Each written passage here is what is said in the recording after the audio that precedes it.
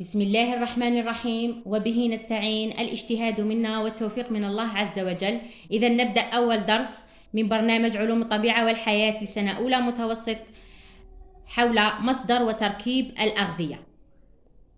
فالإنسان يعتمد على التغذية تلبية لغريزة الجوع، لكن هذا كان فيما مضى. الآن وبتطور العلم ونتيجة للاختلالات الصحية الشائعة أصبح للتغذية حديثا قواعد وأسس علمية حسب متطلبات الجسم لكل فرد.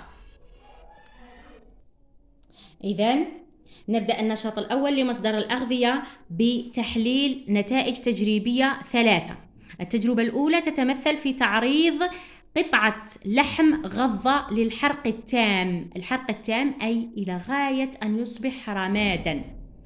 نفس الشيء بالنسبة للتجربة الثانية، تعريض قطعة جزر غضة للحرق التام تتفحم حتى تصبح رمادا. التجربة الأخيرة تعريض الماء المعدني للتبخر، يعني التسخين حتى يصبح يتبخر. ثم نجيب على تعليمات الوثيقة الأولى. إذن التعليمة الأولى تقول: قدم تفسيرا لحدوث التفحم في حالة اللحم والجزر وعدم حدوثه في حالة الماء. إذن قلت التعليمة الأولى، نعيد: قدم تفسيرا لحدوث التفحم في حالة اللحم والجزر وعدم حدوثه في حالة الماء. إذن نجيب: سبب تفحم قطعتي اللحم والجزر يرجع إلى احتوائهما لمادة الفحم أي عنصر الكربون سي، أما عدم التفحم بالنسبة للماء فيرجع إلى غياب هذه المادة الكربون سي. التعليمة الثانية تقول: ماذا تستنتج فيما يخص مصدر الأغذية التي تتناولها؟ نعيد التعليمة الثانية: ماذا تستنتج فيما يخص مصدر الأغذية التي نتناولها؟ إذا نستنتج أن للأغذية مصدران، عضوي ومعدني. فالأغذية ذات المصدر العضوي هي التي تتفحم، أما الأغذية ذات المصدر المعدني فهي التي لا تتفحم. إذن نستنتج مما سبق أن الأغذية التي نتناولها ذات مصدرين، وهما أغذية ذات مصدر عضوي أو نقول أغذية عضوية المصدر، وهي التي تحترق عند تعرضها للحرارة لاحتوائها على عنصر الفحم، وتتمثل في الخضر والفواكه أي الأغذية ذات الأصل النباتي، واللحم والبيض أي الأغذية ذات الأصل الحيواني.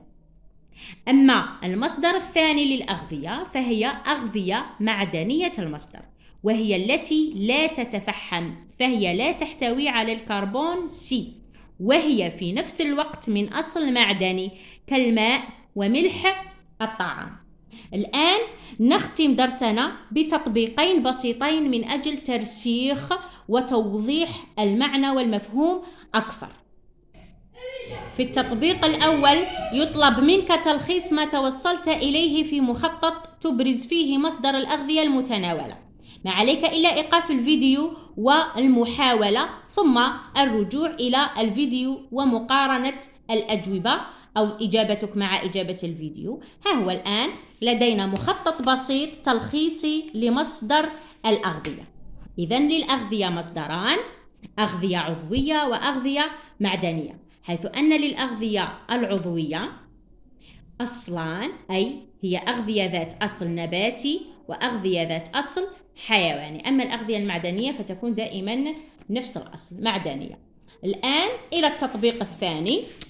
لدينا مجموعة من الأغذية يطلب منك تدوينها في الجدول أدناه، يعني تصنيفها حسب المصدر والأصل. لدينا برتقال، لحم دجاج، ماء، سكر أبيض، جبن، تفاح، ملح الطعام، طماطم، لبن، سردين. والجدول يصنف لنا الأغذية إلى أغذية عضوية وأغذية معدنية، هذا حسب المصدر. فالأغذية العضوية هي ذات أصل حيواني أو ذات أصل معدني، أما الأغذية المعدنية فهي دائما نفس الأصل. إذن الآن عليك أيضا إيقاف الفيديو والمحاولة بمفردك، ثم العودة إلى الفيديو والتأكد من الإجابة. إذن لدينا بالنسبة البرتقال هو غذاء نباتي، هو غذاء ذو مصدر عضوي لأنه يتفحم عند تسخينه أو تعريضه للحرارة. لحم الدجاج أيضا عند تسخينه يتفحم إذا كان لمدة طويلة، فهنا وهو ذو أصل حيواني. إذن لحم الدجاج غذاء عضوي ذو أصل حيواني. أما الماء فهو غذاء معدني لا يتفحم بل يتبخر. السكر الأبيض يتفحم وهو ذو أصل نباتي. الجبن ذو أصل حيواني، إذن هو ذو مصدر عضوي. الجبن أيضا يتفحم عند تعريضه للحرارة. التفاح أيضا يتفحم عند تعريضه للحرارة وهو ذو أصل نباتي. ملح الطعام يتفرقع عند تسخينه وهو ذو أصل معدني، أي لا يتفحم، لا يحتوي على عنصر الكربون سي. الطماطم هو غذاء نباتي، غذاء عضوي ذو أصل نباتي. اللبن هو غذاء عضوي ذو أصل حيواني. السردين هو غذاء عضوي ذو أصل حيواني. ها هو الحل بين أيديكم كما هو مسجل في الجدول. الآن في الأخير لا يسعني إلا أن أقول لكم إذا أعجبكم الفيديو ما عليكم إلا الاشتراك في القناة والضغط على زر الجرس ليصلكم كل جديد. والسلام عليكم ورحمة الله تعالى وبركاته.